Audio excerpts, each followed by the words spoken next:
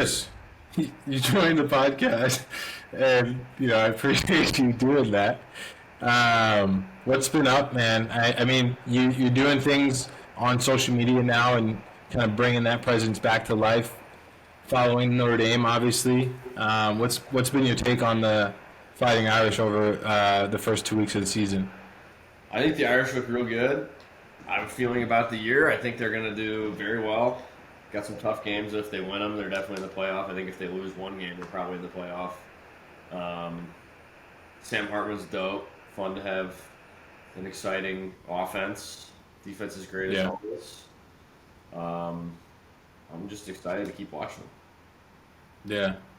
Yeah, so your background, right? We can get into kind of your introduction, though, Chris, because I think it's pretty unique and obviously a very, awesome story to tell that you were a former preferred walk-on. Is that correct? Mm-hmm. And you came from the same high school out of Ohio that former Notre Dame quarterback Malik Zaire and defensive back Nick Coleman, who were both scholarship guys, right? And Yeah. you, Don't forget Ben Sutman, walk on tight ends. Ben Sutman, yeah. Apologies, Ben. That's okay. But those guys were, Nick and Malik were both scholarship guys, and Yeah.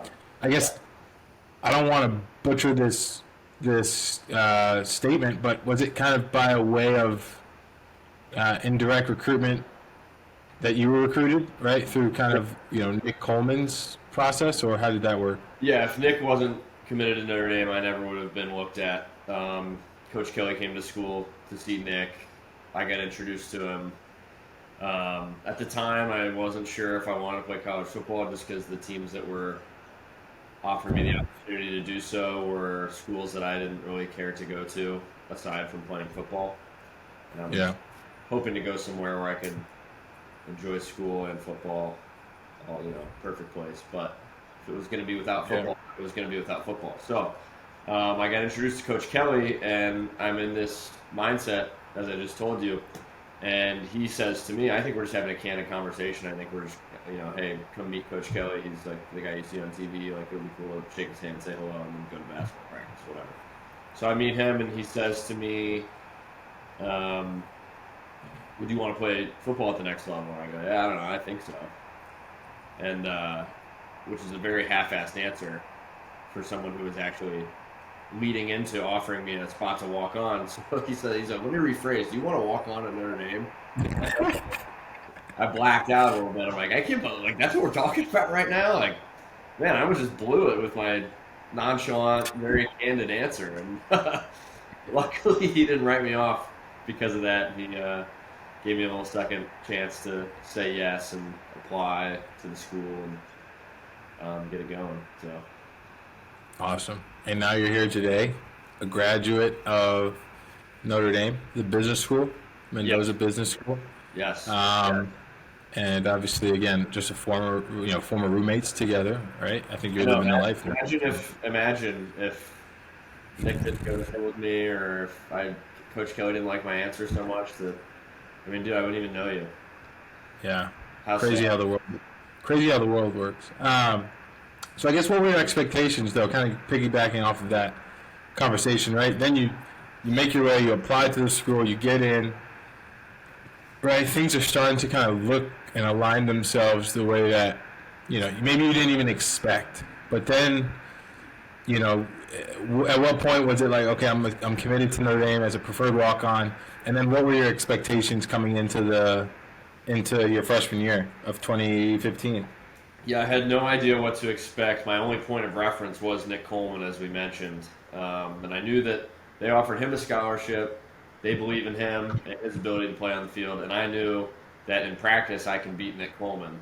So whether they see that or not yet, they've offered him a scholarship. They haven't offered me one. I know at least I can beat one scholarship player on the defense in a one-on-one football rep.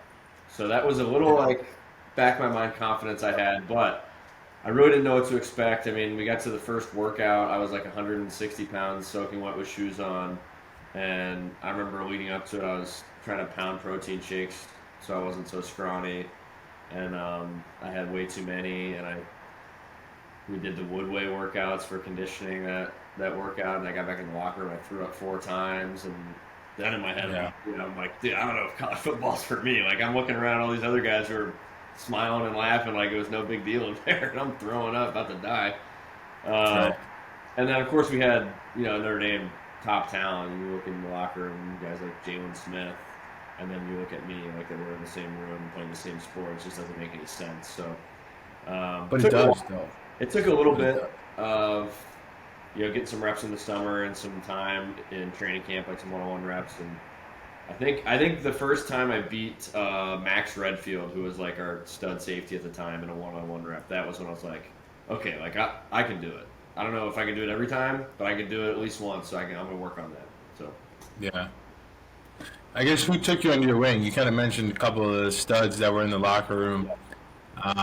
I mean, especially at the receiver position, we had dudes, right? And then obviously on defense and up front on the offensive line, we had guys. But I guess from the receiver position and anyone in your perspective who kind of took you under your wing and led you.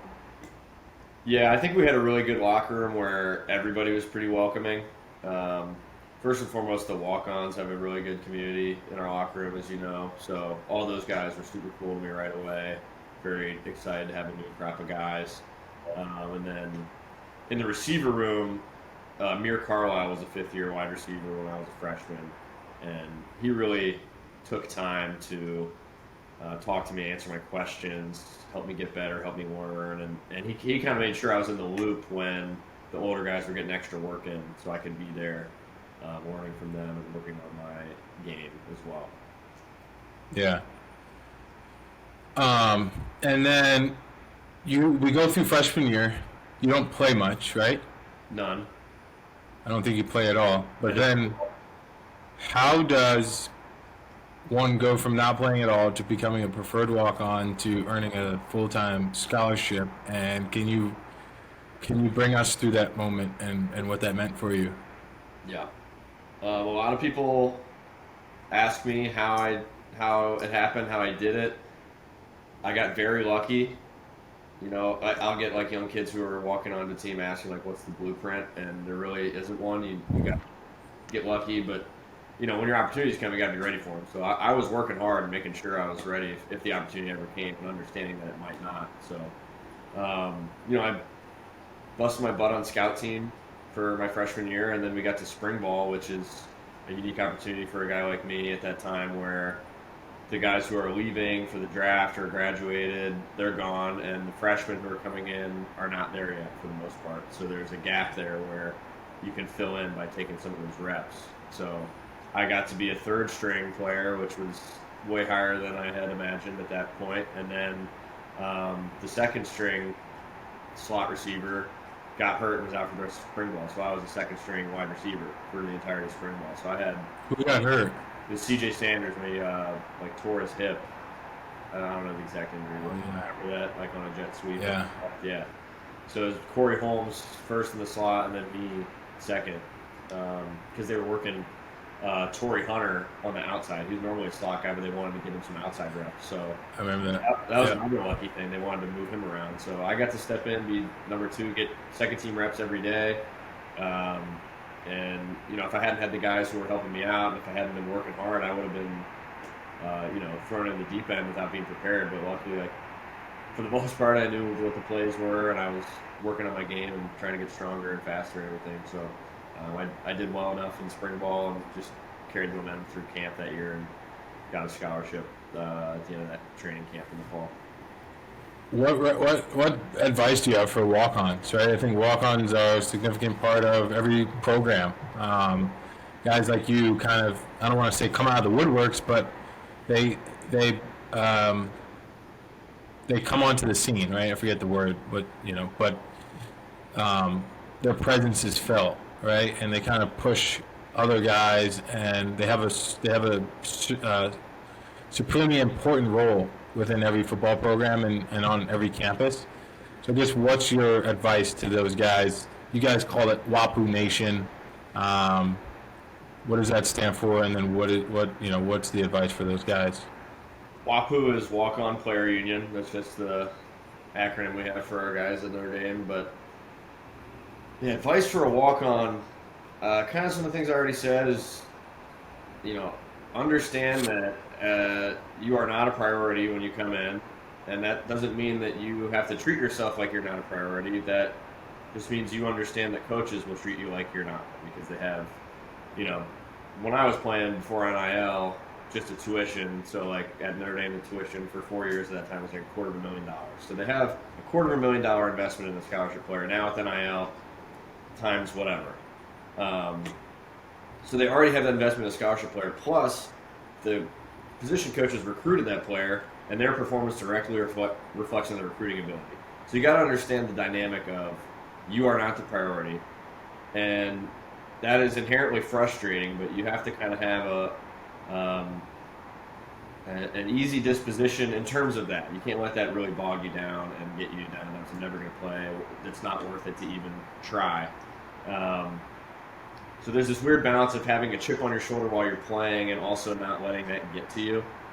And I didn't do that so well. I walked around angry for probably my first year and a half on campus, just because of my situation. That was, you know, at the end of the day, an enormous blessing. I was on the Notre Dame football team, and guys dream of doing that. And yeah, but you've got to work. You've got to overcome that hurdle that's set for you just by being a walk-on. You got to be doing more than other guys to get better. You've got to really find the things that are your weaknesses and make them your strengths, or at least make them neutral, and then build your strengths. Yeah. And it's gonna be frustrating. I mean, like when I first started making plays at Notre Dame, we'd watch them in film, and the coach wouldn't say "Good play, Chris." He'd say, "The safety messed up really bad, and that's the only reason Chris got open and made a catch here."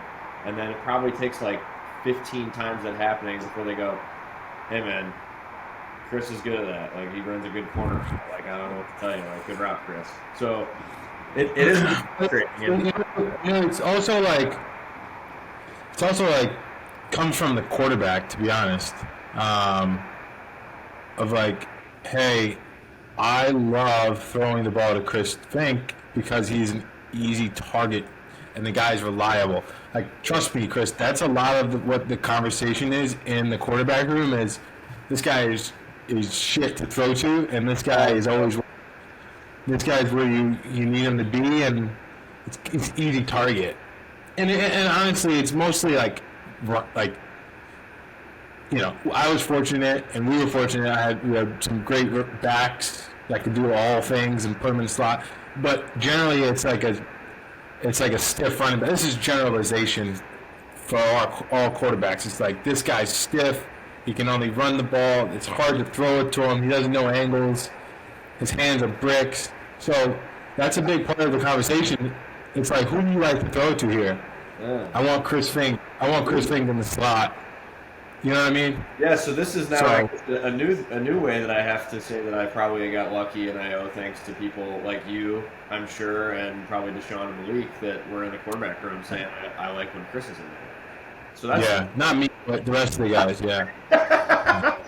Yeah, not you. So you brought up name, image, and likeness, Chris. I think people who know you, or people who follow you on Twitter, understand you have a personality, and it might take a little bit to get to know you to know that, and that's just how you are. That's just who you are. It takes a little opening up, but when you think about you as a walk-on and your situation, and now you think about NIL, which you have a little bit of understanding towards, what would have been your approach, man, going into it? Do you think you would have put some investment into it, right? Whether it's time or content, do you think it would have came naturally to you? What are your thoughts? Yeah, I guess I don't know exactly what I would have done because it was not even a thought when we were in school. I was just tweeting for the love of the game, just to get jokes off. And I was playing for the love of the game. But I don't know. I definitely would have done something. I mean, I think I generated enough of a social media following that I think would have been lucrative in a NIL, at least in a small way, that would have made a difference in a college kid's life. I had some content ideas in school that they didn't really like when I pitched it. Huh? What were you doing? Well, I didn't do it because they wouldn't let me. But I went to the media team a few times with some outlandish ideas that I still think are good. They said, no. I'll take them home. Do you remember when the NBC would send like the GoPro? Oh, this was my 5th year, so maybe you might not know, but my 5th year, NBC would send a GoPro on a couple weeks and give it to a player to take around to do like a week in the life, a day in the life, and they would show it on the halftime of the broadcast during the game. I begged to get this GoPro because my days were really easy. Like the way my grad school was set up, like I had really light days during the season, and I was basically just going to spend the entire day making my day look real weird, um, and daring NBC to put it on television. Really pushing the envelope. So I get why they said no to that. But I actually didn't tell them that I was going to do that. I think they kind of probably saw the grin on my face when I was pitching the idea. They probably your Twitter and saw like, all right, this guy's off the wall. I had a reputation for messing with our media team a little bit. When they would ask us like our profiles to put on the jumbotron, like favorite food and all that, like I would tell them my favorite food is croutons every time.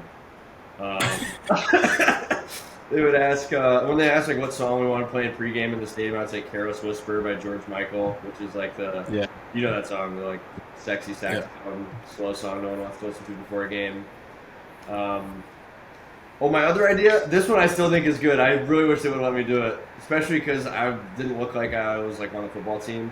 Just kind of looked like a regular guy who couldn't play ball. I really wanted them to let me pretend to be a recruit on an official visit weekend, and they would film me getting jokes off and messing with the recruits as a pretend prospective recruit. But they didn't. That would have been really good. They didn't let me do it. Do you remember? I forget which quarterback it was. It was the backup quarterback for the Bills, Josh something. I think it was Chase Daniel. Chase Daniel was acting as if he was a fan and like slapping guys on the butt. Yeah, dude. I think you would have excelled at that. But on the NIL front, Chris, I guess coming from high school, do you think you would have considered going to play somewhere where you knew you were 100% or at least close to 100% confident that you would have gone and started maybe somewhere, maybe in Ohio at a lower Division I, right? Like Miami, Ohio. Yeah. Or something that would have made more sense from a, like a logical standpoint than taking a risk and a chance to go. Like, does NIL have a factor in that type of decision? Yeah, definitely. I was pretty financially conscious in high school, especially like I'm lucky enough to come from a family. He still is. What's up? Nothing. I'm just saying I'm lucky enough to come from a family where my parents were going to be able to help me pay for school. And so naturally I felt a little guilty about choosing Notre Dame, which was $64,000 a year, and it wasn't on a scholarship. So, that being said, if there was a school I could have gone to that had offered me a scholarship, like Miami, Ohio, they offered me a walk-on spot, not a scholarship. If they had offered me a scholarship and it was full ride and then add NIL into that where I'm like making money, I think it would have been hard to say no to Miami, Ohio in that situation. I'm really glad that that was the situation because I love that I went to Notre Dame and I think it was a really good time and I wouldn't trade it for anything. But yeah, I think that if NIL was a factor back then, I think I definitely would have taken it into consideration. Yeah. Who do you think on Notre Dame's team between 2015 and 2020, I guess, would have made the most money from NIL, just purely off of their personality, their social media presence, you knowing them, right? Obviously, other than like the quarterbacks. Yeah, I was gonna say the number one answer would be, like Deshaun, you, and Ian, just because being quarterback on any team, especially Notre Dame, is everyone wants to know what you're talking about, what you're thinking. Everyone is interested in you. Outside of that, I guess we're just going for like personality, like funniest guys on the team. If Jay Hayes would have lent himself towards like trying to do it, he was, far and away probably the funniest guy on the team. And he did he did that like bad lip reading video that was really funny for the Echoes. Like that would have been, I think he would have been good. I think I Brock. forgot. Yeah, that's pretty funny. If anyone, I think it's on YouTube. People can look it up. Jay Hayes and Malik Zaire, bad lip reading. I think Brock Wright has a certain flair for the dramatic and being on camera that Yeah. I don't know if he necessarily shares that with the world, but there were a couple instances like Yeah. that showed. I think if he wanted to, he could be great at that. Gosh, I don't know. I think those are a couple good answers, and I think a lot of guys on our team could have done Yeah. Yeah. Um, and then moving over to uh, Notre Dame and their current status. Um, First off, play with Chris Finke and I on Payday Fantasy. Throwing out a plug in there. that. Nice. You guys can compete and see who stacks up, how you stack up against Chris's picks and my picks. Whether you got Audric Estime above or under 89.5 yards this week against Central Michigan. You got him above 1 touchdown. But go to my Instagram, go to my Twitter, go to Chris's Twitter. You'll see how you guys can play against us. What are your thoughts against Central Michigan this week coming up? What are you excited for as you watch the Fighting Irish, and then we'll get into what you're doing on Instagram. Yeah. I haven't really studied the matchup with Central Michigan, but I'm looking forward to a lot of points. I think Notre Dame's going to score a bunch. I'm not on the team, so this isn't really a jinx for the guys anymore, but I just know going into a game like this is a game where the walk-ons are like,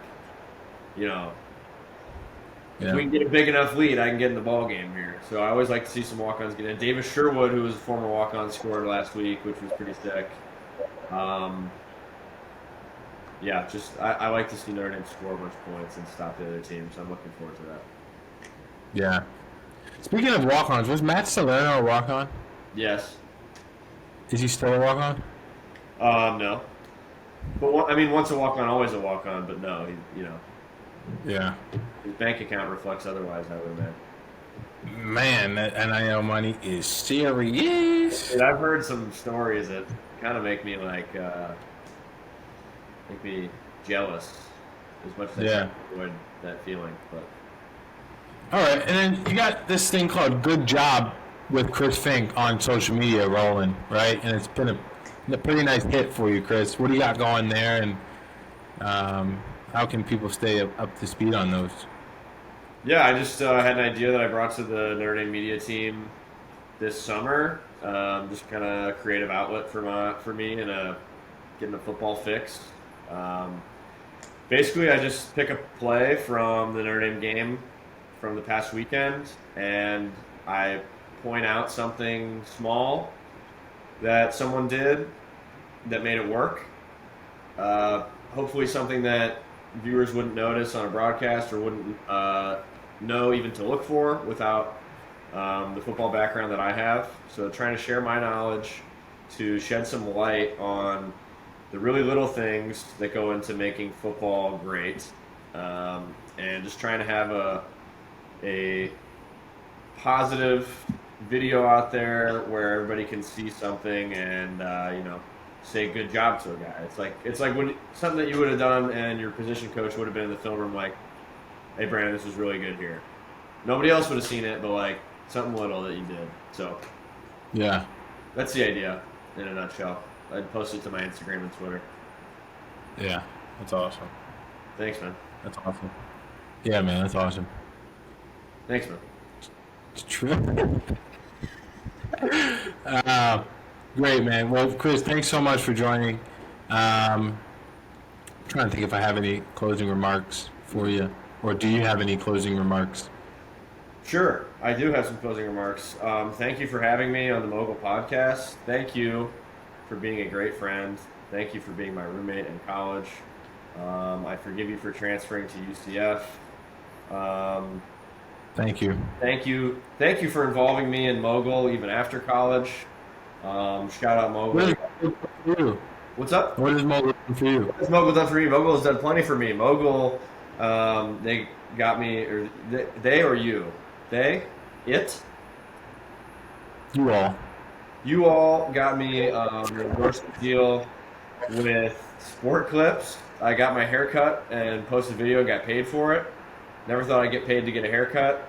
You got me endorsed. You all got me endorsement deal with Hallow, the Catholic meditation app, which was fantastic. It still is a fantastic app. Yeah, it just kept me in the loop even past my college playing days. So I really appreciate that, and I think that just goes to show that even a kind of like small demand type character in the football world that I am, the small demand that I have, I was still able to, through MOGL, generate some nice extra income for myself and to partner with some brands that I found appealing. So that's a big shout out to MOGL. That's, I would say, an A+ plug, and it's actually fully genuine, even though Brandon is my friend and roommate and is his company. But that is 100% the truth. I'm serious. No bias. No bias. No, there's actually no bias. Like, that was fully That was verifiable fact. And did I mention that I love you and thank you for being my good friends, and that I missed you? I love you and miss you too, brother. Okay. But yes, thank you so much for that plug. And again, thanks for joining, Chris. I know you have so many good things going on in your life. I always use this term and phrase that you're living right.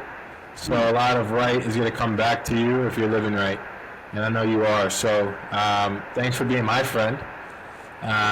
Keep being a personality on social media. People enjoy it. Get a kick out of it. It's very random a lot of the times. Very random. Yeah. But it's good random. And then, yeah, for the fans and audience listening, get your picks in to Payday Fantasy. Stack up against Chris and I for a chance to win $100 this week. $100. I'm picking one first place winner. Let's go. Yeah, right off. Signing off, guys. Chris Finke. Hopefully I got the intro in the second part. But signing off. Chris, thanks so much again. And where can people find you on social? What are your handles? My handles are SlipperyFox10 on both Instagram and Twitter. Awesome. On that note, we'll be heading out of here. Thanks, guys.